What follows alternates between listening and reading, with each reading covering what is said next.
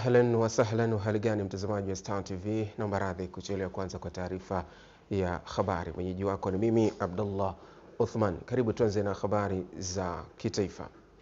Waziri Mkuu Dr. Mwigulu Lameck Nchemba amesema Rais wa Jamhuri ya Muungano wa Tanzania Daktari Samia Suluhu Hassan ameelekeza fedha zilizokuwa zimepangwa kugharamia maadhimisho ya sherehe za Muungano mwaka huu zitumike kukarabati miundombinu barabara iliyoharibiwa na mvua zinazoendelea kunyesha nchini. Mheshimiwa Nchemba amebainisha hayo ofisini kwake Mlimwa jijini Dodoma alipokuwa akiutaarifa umma kuhusu maadhimisho ya miaka 62 ya Muungano wa Tanganyika na Zanzibar. Kwa niaba ya serikali nichukue fursa hii kuwashukuru wananchi wote na makundi yote ya kijamii hapa nchini kwa kuendelea kudumisha muungano hapa nchini na kwa kushirikiana na serikali katika kukuza umoja, mshikamano katika kuleta maendeleo na kukuza uchumi wa taifa letu. Kama ilivyoelekezwa na serikali, maadhimisho ya sherehe za Muungano miaka 62 kati ya Tanganyika na Zanzibar kwa mwaka huu 2026 yataadhimishwa kwa kauli mbiu inayosema miaka 62 ya Muungano, amani, umoja na mshikamano ni msingi wa maendeleo endelevu.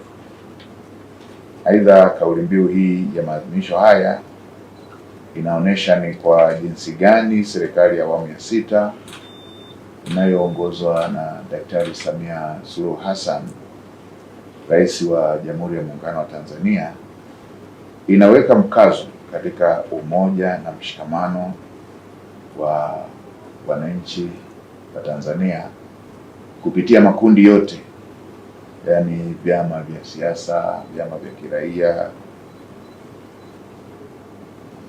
viongozi wa dini pamoja na wananchi kwa ujumla. Maadhimisho ya sherehe za miaka 62 ya Muungano yatafanyika katika ngazi za mikoa yote nchini na viongozi wakuu wa kitaifa watafanya shughuli za kutembelea, kuweka mawe ya msingi na kuzindua miradi ya maendeleo. Aidha, kwa upande wa wakuu wa mikoa imepangwa pia kufanya shughuli za kutembelea, kuweka mawe ya msingi na kuzindua miradi ya maendeleo pamoja na kushiriki katika shughuli za usafi wa mazingira, kupanda miti na kufanya maadhimisho ya michezo mbalimbali. Hivyo basi, serikali inaomba wananchi kushiriki kwa pamoja katika shughuli hizo ili kujivunia na kuweka sifa ya kipekee katika namna ambayo tutaendelea kuenzi muungano wetu wa Tanzania. Kwa upande wa Zanzibar patafanyika pia shughuli za kijamii ambazo zinahusiana na upandaji miti, usafi wa mazingira, maadhimisho ya michezo na sanaa mbalimbali, mashindano ya uandishi wa insha kwa shule za msingi na sekondari, kwa mahojiano maalum na wazee maarufu, midahalo, makongamano kuhusu muungano na hatua za maendeleo zilizofikiwa hadi sasa. Kwa ndugu wananchi, nitumie fursa hii pia kwa namna ya kipekee kumshukuru na kumpongeza Daktari Samia Suluhu Hassan, Rais wetu wa Jamhuri ya Muungano wa Tanzania, kwa kuelekeza kuwa maadhimisho haya yafanyike katika ngazi za mikoa ili kutoa fursa kwa wananchi wote kushiriki kwenye shughuli mbalimbali za kuadhimisha sherehe za miaka 62 ya Muungano wa Tanganyika na Zanzibar.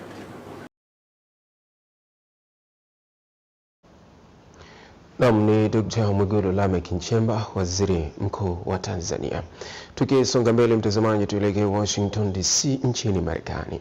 Tanzania imeendelea kuimarisha ushirikiano wake na Benki ya Uwekezaji wa Miundombinu ya Asia, hatua inayotarajiwa kufungua fursa mpya za ufadhili kwa miradi ya kimkakati ya maendeleo ikiwemo maji, nishati, usafiri, teknolojia, habari na mawasiliano pamoja na miundombinu ya kijani. Taarifa Beni Mwipaja inasoma studio. Hayo yamejiri wakati Waziri wa Fedha Balozi Khamis Musa Omar alipoongoza ujumbe wa Tanzania katika kikao na Rais wa Benki ya Uwekezaji wa Miundombinu ya Asia Bi Zhu Jiai pembezoni mwa mikutano ya majira ya kipupwe ya Benki ya Dunia na Shirika la Fedha la Kimataifa IMF jijini Washington DC nchini Marekani. In terms of much broader picture for our own development, I have to state that last year we launched a very ambitious vision for the development of Tanzania, which seeks to transform the country, the economy and the country in the next 25 years, moving from 100 billion economy into $1 trillion economy. With a very important pivotal role to be played by the private sector. So I understand that the AIB might also have, connections with the private sector across the Asia.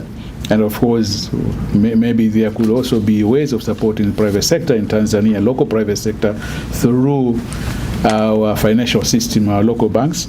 Maybe this is an area that we also like to see. Kwa upande wake Waziri wa Fedha Balozi Khamis Musa Omar alikaribisha benki hiyo kushirikiana na Tanzania katika kutekeleza miradi ya upanuzi wa bandari ya Dar es Salaam, ujenzi wa mradi wa reli iendayo kasi SGR, ujenzi wa bandari ya Mbegani Bagamoyo na bandari za uvuvi za Zanzibar, miradi ya kukuza ajira kwa vijana katika sekta ya teknolojia na miradi mingine ambayo pande hizo mbili zitakubaliana. And otherwise, we can always find some other railway projects as well. But I think the railway projects and high-speed railway is really one of our priority areas. So we are very much willing to do. Tangu Tanzania iwe mwanachama asiye wa kikanda wa AIIB, serikali imekuwa ikitazama benki hiyo kama mshirika muhimu katika mkakati wa kupanua vyanzo vya fedha za maendeleo na kukabiliana na mabadiliko ya tabia nchi kupitia dira ya pamoja benki hiyo ya Infrastructure for Tomorrow inayolenga kujenga miundombinu ya kisasa na endelevu. Mtazamaji, naomba radhi kwa mchanganyo wa picha uliotokea katika taarifa hiyo. Tukisonga mbele, Tanzania imepewa heshima kuwa mwenyeji wa mkutano wa 12 wa nchi wanachama wa mkataba wa Nairobi unaotarajiwa kufanyika Oktoba 6 hadi 9, 2026 jijini Dar es Salaam, ukilenga kutoa fursa ya kujadili na kuimarisha mikakati ya pamoja ya usimamizi endelevu wa mazingira ya bahari na pwani. Hayo yamebainishwa na Naibu Katibu Mkuu anayesimamia mazingira Ofisi ya Makamu wa Rais Balozi Baraka Luvanda wakati akifungua kikao cha kwanza cha Kamati ya Kitaifa ya Maandalizi ya mkutano wa 12 wa nchi wanachama mkataba wa Nairobi COP12 na mkutano wa 11 wa Bahari Yetu uliofanyika Dodoma. Mikutano hii itafungua fursa nyingi za kiuchumi, uwekezaji katika sekta ya uchumi wa bluu, kuimarisha sekta za uvuvi na utalii pamoja na kuanzisha miradi ya kikanda ya hifadhi ya mazingira katika bahari na ukanda wa pwani. Na sambamba na hilo, nchi itapata fursa kujifunza na kukabiliana namna ya kukabiliana na kupata uzoefu pamoja na teknolojia mpya katika kuboresha sera, mipango, mikakati na programu za usimamizi wa rasilimali za bahari. Kwa upande wake, mkurugenzi kitengo cha maendeleo ya uchumi bluu na uratibu Ofisi ya Makamu wa Rais Bi Magdalena Ngotolainyo amesema mkutano wa COP12 utahusisha washiriki zaidi ya 500 ikiwemo viongozi wa nchi, wataalamu na wadau mbalimbali kutoka nchi wanachama wa mkataba wa Nairobi na wadau wengine. Aidha, ni eneo muhimu la kuonesha jitihada za Tanzania na kujifunza kutoka kwa mataifa mengine. Mheshimiwa Mwenyekiti, madhumuni ya vikao hivi viwili ni kuweka msingi wa maandalizi ya kina, ikiwa ni pamoja na kubainisha vipaumbele vya taifa, kupanga mikakati ya ushiriki na kugawa majukumu kwa makundi. Naye mkufunzi chuo cha bahari mhandisi Gregory Mela amesema mkutano wa COP12 pia umelenga katika kulinda vyanzo vya bahari na kuhakikisha watu wanapata rasilimali za bahari ikiwemo uvunaji wa mwani pamoja na uvuvi. Hii mikataba ambayo imelengwa kama hii Nairobi Convention, lengo lake hususan ni kushirikisha wadau wa kila aina, watu wa serikali, private sector, asasi za kiraia, kuona jinsi gani wananchi wanaweza kwenda sambamba, lakini pia ipo kwenye SDG ambayo ni Sustainable Development Goals. Pamoja na maandalizi ya mkutano wa COP12, Tanzania imealikwa pia kushiriki katika kongamano la 11 la kimataifa la bahari yetu, the 11th Our Ocean Conference, litakalofanyika Juni 16 hadi 18, 2026 katika jiji la Mombasa nchini Kenya. Kauli mbiu ya kongamano hili ni bahari yetu, urithi wetu, mustakabali wetu, ikiwa ni mara ya kwanza kongamano hili kufanyika katika nchi za Afrika. Wachimbaji wa madini na wafanyabiashara wameshauriwa kutumia mifumo rasmi ya malipo kwa ajili ya usalama wa taarifa zao za kifedha, hatua ambayo pia itawapa fursa ya kupata mikopo katika taasisi za kifedha. Taarifa zaidi na Shabani Lopimo. Mafunzo ya ujuzi wa kifedha yakitolewa na Benki Kuu ya Tanzania BOT kwa wachimbaji na wafanyabiashara wa madini mkoani Simiyu, ambapo wataalamu wa masuala ya fedha wanasisitiza matumizi ya mifumo rasmi ya malipo kwa ajili ya usalama wa taarifa za kifedha. Kadri ambavyo utaendelea kutumia mifumo hii ya malipo iliyopo, kwanza utahakikisha kwamba taarifa zako za kifedha zinaendelea kuwa sehemu salama. Mara nyingi hata utakapohitaji mikopo kwenye taasisi za kifedha zinazotoa mikopo, wao wanakimbilia sana kuangalia mwenendo wa mzunguko wa fedha ulionao. Sasa mwenendo wa mzunguko wa fedha ulionao utaonekana vizuri zaidi kwenye mifumo ya malipo ambayo umeitumia kwenye kufanya miamala yako. Mkuu wa mkoa wa Simiyu Anamringi Macha anawataka kutumia maarifa waliopewa kuwa na nidhamu ya matumizi ya fedha kwa ajili ya uzalishaji na maendeleo endelevu. Lakini kitendo chenu cha kushuka wala sio kwenda kwenye migodi mikubwa, lakini kuja kwa wachimbaji wadogo, mimi nafikiri niwapongeze sana kwamba mmeamua kutekeleza kwa vitendo azma ya Mheshimiwa Dr. Samia Suluhu Hassan ya kutaka tutekeleze masuala ya uchumi kwa kusomana, na huku ndiko kusomana. Kupitia mafunzo haya, wachimbaji na wafanyabiashara wa madini ni mengi wamejifunza ambayo wanasema watayazingatia katika usimamizi wa fedha. Mafunzo haya ambayo yanaendeshwa na BOT tunaona ni mwanga mpya sasa kwa wachimbaji, kwa maana ya kuelekea kwenye hatua mpya ya kutumia mifumo hii ya kifedha, kwa maana ya hasa kwenye elimu ya bondi, lakini na elimu ya kukopesheka kwa maana ya mitambo, na BOT kuweka 75% ya dhamana kwa wafanyabiashara wa madini ambao watakuwa wameaminiwa na taasisi za kibenki. Na jinsi ninapopata hela ninazigawanyaje, na nisibezi tu kwenye swala la uchimbaji, naweza nikafungua tena mradi mwingine wa kuweza kuniingizia kipato. Tumeelekezwa na wataalamu wa fedha kuwa kwenye 1% ya kipato tukipata, kwenye 50% iweze kurudi kwenye biashara, 30% matumizi, na 20% iweze kutumika kama akiba. Lengo la mafunzo haya ni kujenga uelewa kwa wachimbaji wadogo wa madini pamoja na wafanyabiashara wa madini kuhusu masuala ya usimamizi ya fedha. Shabani Lupimo, Star TV, Simiyu. Mtazamaji, katika kukabiliana na changamoto ya mmomonyoko wa maadili kwa vijana na kupunguza ukatili wa watoto na wanawake ndani ya jamii, taasisi ya Montessori jijini Mwanza kwa kushirikiana na ofisi ya ustawi wa jamii, jeshi la polisi, dawati la jinsia na watoto wilaya Ilemela imeanzisha mkakati maalum wa kutoa elimu kwa njia ya mdahalo kwa wazazi na walezi mkoani Mwanza. Huu ni mdahalo wa mafunzo juu ya malezi ya familia na watoto ambao umefanyika katika shule ya Montessori jijini Mwanza. Sababu changamoto ni nyingi. Mratibu wa mdahalo huo, Sister Dennis Mato kutoka taasisi ya Montessori, amesema malezi yamekuwa na changamoto, hivyo ili kuwa na watoto wenye uzalendo na weledi ni vyema elimu ikaanza kutolewa. Taifa inajenga na familia, na siku hizi kuna changamoto sana kwa sababu ya teknolojia.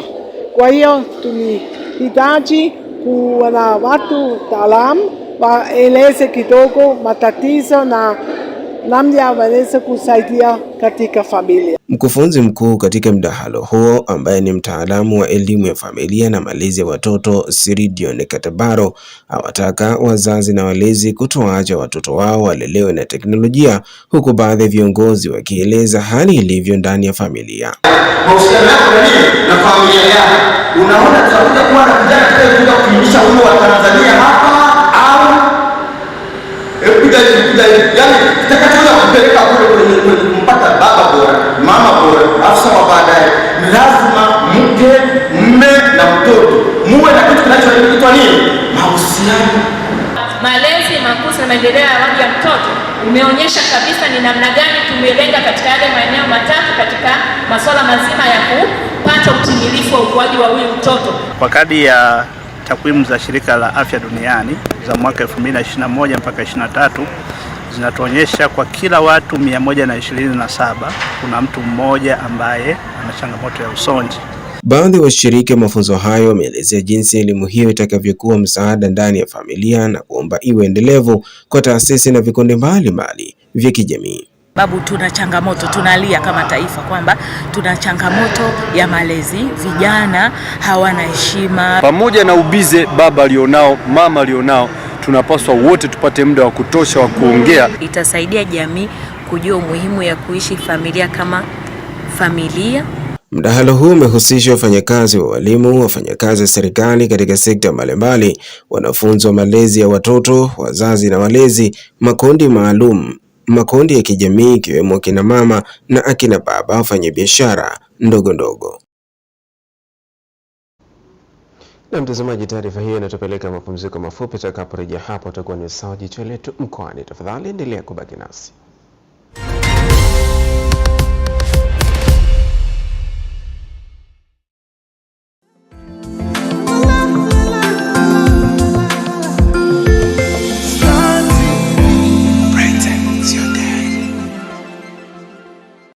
Ile ofa ya mwaka kutoka Star Times imekufikia tena. Miliki sasa Smart TV ya inchi 43 yenye kisimbuzi cha bure ndani yake chenye thamani ya shilingi 26,000 na kifurushi cha bure cha super kwa shilingi 38,000 kwa mwezi mzima bure, huku ikiwa na warranty ya miezi 12. TV hizi zikipatikana kwa punguzo kubwa la bei. Sundal Digital TV ya inchi 43 unaipata kwa shilingi 360,000 badala ya 420,000. Sundal Smart TV ya inchi 43 unaipata kwa shilingi 400,000 badala ya 460,000. Star Times Digital TV ya inchi 43 unaipata kwa shilingi 380,000 badala ya 440,000. Ofa hii inapatikana kwenye maduka Star Times yaliyopo Dar es Salaam pekee. Tembelea sasa maduka yetu yaliyopo TBC, Bamaga, Mikocheni, Msimbazi Shop karibu na msikiti wa Idrisa Kariakoo, Tegeta Shop karibu na Tegeta Sokoni, Mbagala Shop, Mbagala za KM, jengo la Dar Live, Buguruni Shop, Buguruni Malapa. Star Times, enjoy digital life.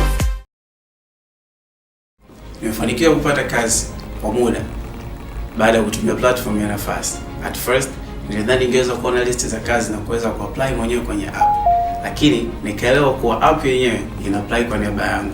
Nikaweza kupata taarifa za interview na kujua nimechaguliwa kufanya interview zipi kwenye app. Kupitia Room ya God ilirahisisha zoezi zima kuwa rahisi tofauti na mwanzo.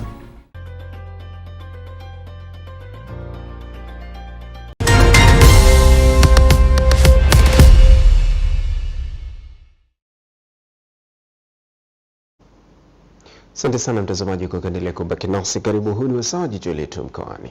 Kero ya usafiri daladala imeendelea kuumiza vichwa wakazi wa jiji la Mbeya, huku baadhi ya madereva wakidai kukatisha safari njiani na kuwashusha abiria kabla ya kufika mwisho wa vituo walivyopangiwa, hatua inayowalazimu abiria kuhamishiwa kwenye magari mengine. Taarifa zaidi na mwandishi wetu Laudens Mkonda. Ni hali ya kawaida kwa abiria wengi wa jiji la Mbeya kupanda daladala wakiamini watafikishwa hadi mwisho wa safari zao, lakini kwa baadhi yao safari hiyo huishia njiani. Baadhi ya madereva na makondakta wamekuwa wakikatisha ruti kinyume na utaratibu uliowekwa na mamlaka ya udhibiti wa usafiri ardhini LATRA, na badala yake huhamishia abiria kwenye magari mengine ili waendelee na safari. Tumezungumza na baadhi ya abiria, jambo hili ni kwa namna gani limekuwa kikwazo kwao. Mimi nasubiri hapa abiria faulisha bwana, wengine nipate hela. Sasa ukisema unanipa hela ndogo mimi niende bila hela. Sijaipenda hii tabia kabisa. Na iwe mwisho leo ikiwezekana. Mnafika hapa nachukua nauli wala hawasemi. Tunaishia wapi? Tukishatoa shilingi 1000, tukifika hapa wanasema shukeni mpande gari nyingine kwenda mjini. Tukifika hapa Mbeya mjini, hapa sasa kabu tunakuta gari kama hii imejaa. Sasa tutakaa wapi? Na uzee wetu wote huu wanatuhangaisha. Sisi sio wa kuhangaika. Asante. Sasa kama hivi ninatu mizigo utu. Nahangaika mzee wa watu. Hapa baadhi ya madereva wamekiri kuwepo kwa tabia hiyo, wakieleza kuwa wakati mwingine hulazimika kufanya hivyo kutokana na changamoto za uhaba wa abiria na utithiri wa bajaji katika jiji hilo. Hiyo ya kukatisha ruti, changamoto kubwa ni bajaji. Unakuta umetoka stendi, umetoka Igawilo umefika Kabwe hapa, abiria kwenda stendi kuu hamna. Wewe unaita abiria wa stendi kuu, bajaji naye anaita stendi kuu. Abiria wengi wanataka kwa sababu wana haraka wanapanda bajaji zinawaisha. Ni kweli, kwa mfano mimi saizi hapa nimetoka Uyole. Kufika hapa abiria karibia wote wakawa wameisha. Ndio maana nikaamua kugeuza hapa ili nipakie niende wapi tena wapi Uyole. Na umeona jinsi nilivyotoka hapa, nimekaa saizi na dakika 20. Sina abiria na abiria mmoja tu ambaye ndio huyu hapa. Ambapo na saizi hapa narudi kwenda wapi? Uyole. Ukitoka Mbalizi unakuja hapa unakuta abiria wameshuka, ambaki mmoja au wawili kwenye hapa.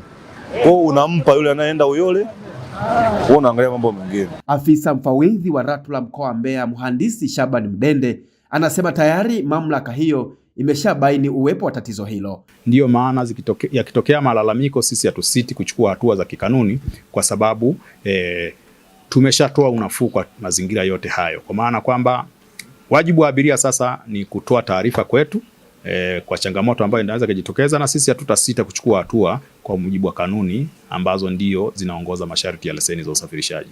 Kwa hiyo tumeendelea kufanya kaguzi, lakini tunapokea pia taarifa mbalimbali kutoka kwa abiria. Wakati mamlaka zikiahidi kuchukua hatua, swali linabaki ni lini abiria wataacha kuteseka na safari zisizokuwa na uhakika. Kutoka hapa Kabwe mkoani Mbeya, Laudent Mkonda, Star TV. Asante sana Laudent Mkonda. Mtazamaji, tena mapumziko mafupi, tutakaporejea habari za biashara na uchumi zitafuata.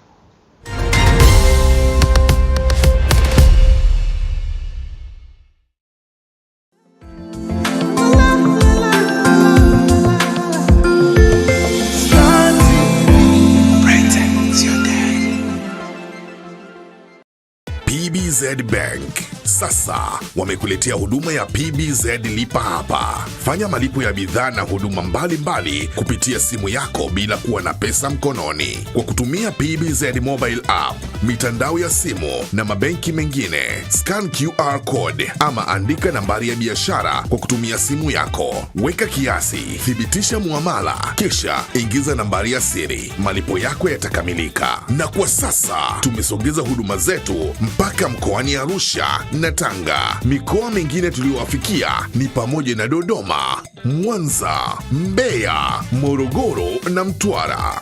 PBZ Bank, benki ya watu, chaguo la watu.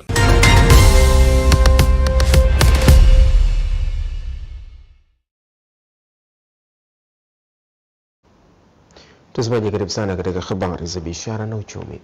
Mkuu wa wilaya ya Tarime, Meja Edward Gawile, ameitaka mamlaka ya mapato Tanzania TRA idara ya forodha mpaka wa Sirari wilayani Tarime mkoani Mara kuwa muhimu wa kufikisha huduma karibu na wananchi ili kupunguza uingizaji wa bidhaa kupitia njia za panya. Msisitizo huo unatolewa wakati viongozi wa mamlaka hiyo walipotembelea ofisi ya mkuu wa wilaya Tarime kwa ajili ya kueleza zoezi zima la kutoa elimu kwa wananchi pamoja na wafanyabiashara ili kuweza kupunguza suala la uingizaji wa bidhaa kinyume cha sheria. Ili zile huduma za kuweza kuwapa huduma kuingiza bidhaa ziweze kufanyika kwa urahisi. Wakati mwingine mwananchi anaona umbali wa kutoka kona moja kwenda mpaka Sirari kwa ajili ya kupitisha bidhaa. Lakini kama tutaandaa stations humu kwenye maeneo mengine itatusaidia zaidi. Kwa upande wake, Justin Kititi ambaye ni afisa elimu kwa walipa kodi mkoa wa Geita, ambaye ni mkuu wa msafara, anaeleza madhara ya kuingizwa kwa bidhaa kinyume cha sheria, huku Kennedy Sawaya ambaye ni meneja wa mamlaka mapato TRA wilaya Tarime agaidi kufanyia kazi maelekezo ya mkuu wa wilaya Tarime. Wananchi ambao sisi ndio walaji wa hizo bidhaa mbalimbali zinavyoingia bila kupitia njia ambazo ni sahihi, maana wakati mwingine tukaingiza bidhaa ambazo sio safi au sio salama katika matumizi ya sisi walaji. Ni kuhakikishia tu kwa ajili ya maelekezo ambayo umetupatia, maelekezo ya kwamba kufika maeneo yote ambayo yana vipenyo hivi mpaka kule Nyamongo kwenye programu yetu hii ya siku 5. Haya maeneo tunayafikia kuanzia hapa Sirari, lakini tunaenda mpaka Nyamongo na nje ya hapo pia tutaenda na wilaya ya Rorya. Aidha, baadhi ya wafanyabiashara pamoja na wananchi ambao wamepatiwa elimu hiyo wanasema kuwa sasa wanaenda kufuata sheria kwa lengo la kuongezea taifa pato. Sasa mtuambie bei elekezi tuelewe. Na msituelimishe wateja wetu ambao wanatuagiza. Sisi hatuna makosa ambao tunaagizwa. Mkituambia bei elekezi kupita kwenye gate pale, hatutaki kuimbizana. Kimbizana mimi naweza nikaanguka hapo nikasababisha taa zangu hizi zikaharibika za pikipiki. Elimu iliyotolewa ipo sawa, maana sisi na serikali tu pamoja, maana sisi ndio Watanzania ambao tunataka tujenge nchi yetu. Kwa hiyo mahusiano yakiwepo mazuri, kodi zitalipwa, lakini isifike kwa mabodaboda au watu wale wadogo, wafanyabiashara wadogo ndio wanaobanwa kulipwa kodi na serikali. Sisi tukifika kule kwenye kituo cha forodha Sirari, kodi napo hata kama ni inchaji atakuwepo, wajaribu kuangalia, je, huyu mtu amekuja yeye mwenyewe na ana mzigo kiasi fulani, ameyari kuja kulipia kodi, basi mimi kama Mtanzania basi ni balansiwe kodi. Nikiripoti kutoka Rantarime mkoani Mara, Francis Cleophas, Star TV. Namna baadhi ya wakazi wa kata ya Nguruwe wilaya ya Mtwara vijijini mkoani Mtwara amesema amekuwa akikabiliwa na changamoto ya kukosa mawasiliano ya simu kwa muda mrefu, jambo ambalo limekuwa likiwalazimu kusafiri umbali mrefu kupata huduma hiyo. Wakazi wa kata hiyo wameyasema hayo wakati wa uzinduzi wa mnara wa mawasiliano ya simu, ambapo wamesema changamoto ya kukosa mawasiliano imekuwa ikiwagharimu muda na gharama kubwa ya kupata mawasiliano hayo. Zamani ilikuwa tabu sana, ukienda mashambani huko haupatikani. Sasa hivi uhakika kila kona ukienda mawasiliano yanapatikana. Changamoto ilikuwa mtandao patikaniki. Ilikuwa mtandao unasuasua sana. Siku hizi mtandao unapatikana, tunawasiliana vizuri. Tumepata shida kwa kipindi kirefu sana. Kwa hiyo tunashukuru kwa sasa hivi, bado kwangu mimi binafsi au nitasema kwa wote hatujaona changamoto yoyote. Mtendaji wa kata ya Nguruwe Mohamed Chikalangili amesema uwepo wa mnara huo wa mawasiliano utachochea shughuli za maendeleo ya kiuchumi katika kata hiyo. Kuweka booster hapa itakuwa ni kichocheo na wengine vile vile kuja, kwa sababu kazi zetu sasa hivi tunafanya za network, sio unafahamu bwana. Kwa hiyo itasaidia pia, na niseme tu kwamba hata hapa sasa hivi kuna hospitali kubwa ya wilaya tunayo hapa na Nguruwe. Kwa hiyo nayo vile ina wafanyakazi sio chini 107 hivi. Vile tuna walimu wa sekondari na walimu wa shule ya msingi na watumishi wa kata na watumishi wa vijiji. Kwa hiyo nao sasa hivi hawatahangaika kutafuta network sasa. Kwa upande wake mwakilishi wa kampuni ya Airtel Tanzania Saidi Ndunguru amesema hatua hiyo ni kuendelea kuunga mkono juhudi za serikali katika kuwasogezea wananchi huduma ya mawasiliano karibu. Kiuchumi, mnara huu utasaidia wakazi wa maeneo haya kujua bei zao za korosho, kwa sababu mnara ni wa 4G, network yetu ni bora kabisa, na tunajua saizi midada ya korosho inafanyika online. Watapata fursa kujua bei zao za korosho kupitia network ya mnara huu ambao tumewaletea hapa kwa kaza na Nguruwe. Aidha, serikali kupitia mfuko wa mawasiliano kwa wote UCSAF imekamilisha ujenzi wa minara 758 ya mawasiliano ya simu kote nchini, hatua iliyowezesha kuanza kwa utoaji wa huduma ya mawasiliano ya simu na internet katika vijiji 1407 vilivyopo kwenye kata 713 za mikoa yote Tanzania bara, ambapo vijiji vyote hivyo awali vilikuwa vina huduma hizo. Bwana Shomari, Star TV. Asante sana Bwana Shomari kwa taarifa hiyo. Mtazamaji, tena mapumziko mafupi, tutakaporejea hapa tutadunda na kutereza katika viwanja mbalimbali vya michezo na burudani. Tafadhali usibadili kituo.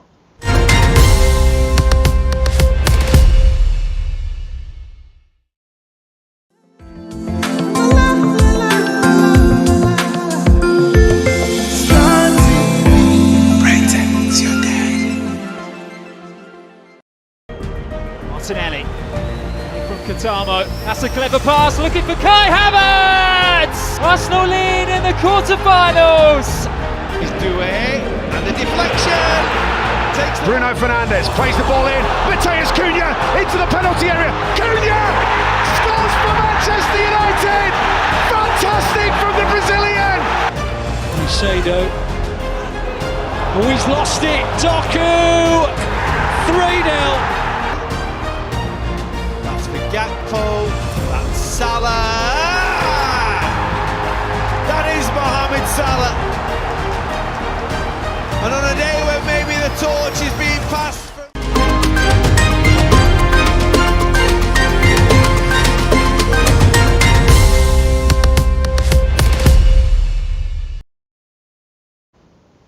Barabara kabisa. Asante sana mtazamaji kwa kuendelea kwa shabiki wetu nambari moja. Hizi ni habari za michezo na burudani.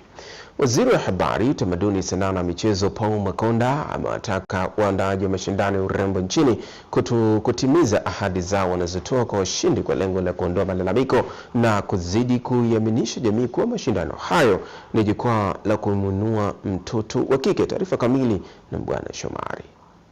Hafla ya utiaji saini ya mkataba wa uandaaji wa shindano la 74 la urembo wa dunia litakalofanyika nchini mwaka 2027. Makonda amesema baadhi ya waandaaji wa mashindano hayo wanashindwa kutimiza ahadi zao wanazoziahidi na kuibua migogoro ambayo inatia doa tasnia ya urembo nchini. Nafurahi kwamba ahadi ikitolewa itimie. Kwa hiyo aliyeahidiwa akipata kitu chake inapunguza migogoro. Kwa hiyo waombe waandaaji pia wa mashindano haya, mkiahidi kitu timizeni. Itakuwa sio jambo jema kumuona Messi yuko kwenye TV, kwenye mitandao ya kijamii akilalamika niliahidiwa lakini nafuatilia matokeo yake yanaonekana mimi na shida. Singependa kuona hayo mambo. Kwa hiyo tuahidi kile kitu ambacho tunaweza kukifanya tukifanye ili tuendelee kulinda na kutunza heshima ya tasnia yetu. Amesema ataunda kamati ambayo itahakikisha kunafanyika maandalizi mazuri na kuwashawishi wamiliki wa shindano hilo na kulitangaza taifa vizuri kimataifa. Kwa sababu jambo hili sio jambo la mtu mmoja, tungetamani wataalamu wa haya mambo wawe sehemu kati ya serikali na kampuni inayoandaa. Kwa wale ambao tutawaomba kushirikiana nasi, msisite, tunaomba utaalamu wenu, mawazo yenu, mchango wenu na ubunifu wenu ili tufanye kitu kizuri zaidi ili mambo yaweze kwenda vizuri zaidi. Na nimemwomba Miss Julius pia akiridhia, kwa sababu tunaye rais wetu mwanamama Daktari Samia Suluhu Hassan ambaye amekuwa champion wa haya mambo. Angalau basi tukifanya mwaka kesho na 2028 tufanye na 29 tufanye, ikiwezekana mpaka Daktari Samia atakapoondoka Miss World yote inafanyika hapa Tanzania. Mwenyekiti wa taasisi ya Miss World Julia Evelyn Morey amesema shindano la urembo wa dunia wameamua kulifanya nchini kutokana na mazingira mazuri yaliyopo, ikiwa ni pamoja na uwepo wa vivutio vya utalii.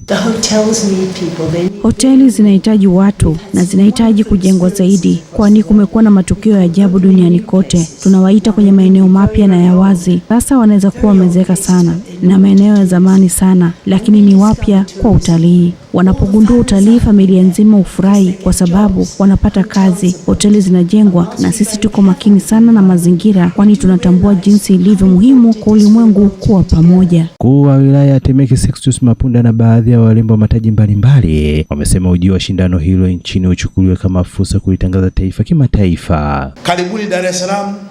We are ready co-host Miss World 2027. Karibuni sana. Miss World ya Tanzania ina maana hii platform inakuwa international. Kwa hiyo kwa mabinti wenzangu, jamani, mchangamkie fursa, mwanze kujiandaa mwakani, mgombee. Yaani itakuwa sio experience ambayo itaisha hapa, itaendelea for many years. So let's tujiandae na itakuwa very big event. Tanzania itakuwa nchi ya pili kuandaa shindano la Miss World barani Afrika, huku Afrika Kusini ikiwa ndio nchi pekee ya kwanza kuandaa shindano hilo ambalo linajumuisha washiriki zaidi ya 130 kutoka mataifa mbalimbali ulimwenguni. Bwana Shomari, Star TV, Dar es Salaam. Na mtazamaji, sasa ni mkaribisha Abdullah